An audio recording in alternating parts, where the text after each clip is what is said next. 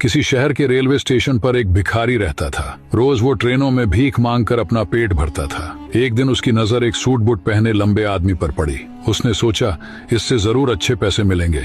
वह उसके पास गया और बोला, साहब कुछ दे दीजिए। लंबा आदमी मुस्कुराया और बोला, तुम हमेशा मांगते ही रहते हो, कभी किसी को कुछ देते भी हो?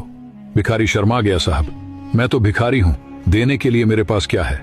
आदमी बोला, जब तुम किसी को कुछ दे ही नहीं सकते तो तुम्हें मांगने का भी अधिकार नहीं। इस दुनिया में लेने देने का नियम चलता है, जब तक दोगे नहीं मिलेगा भी नहीं। और वह ट्रेन में बैठकर चला गया।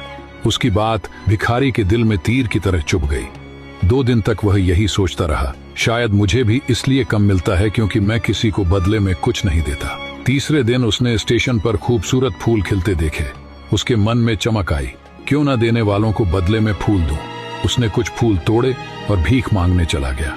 अब जब भी कोई उसे पैसे देता, वो बदले में मुस्कुराकर एक फूल दे देता।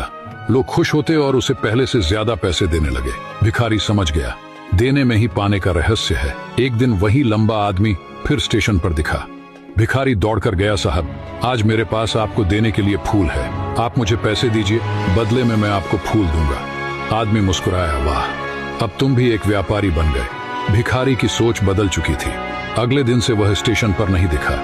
6 महीने बाद वही स्टेशन 2 सूट बूट पहने व्यक्ति आपस में मिले। एक बोला, कहो पहचाना? दूसरा बोला, नहीं। पहला मुस्कुराया, हम 2 बार इसी ट्रेन में मिल चुके हैं, मैं वही भिखारी हूँ। दूसरा व्यक्ति हैरान, ओह तुम वही, लेकिन अब तुम कहाँ जा रहे हो?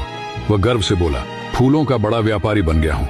लोगों ने मेरी भीख नहीं खरीदी, मेरे फूल खरीदे। आपने सिखाया था जब तक हम कुछ देते नहीं हमें मिलता भी नहीं। उस दिन से मेरी सोच बदल गई और मेरी किस्मत भी।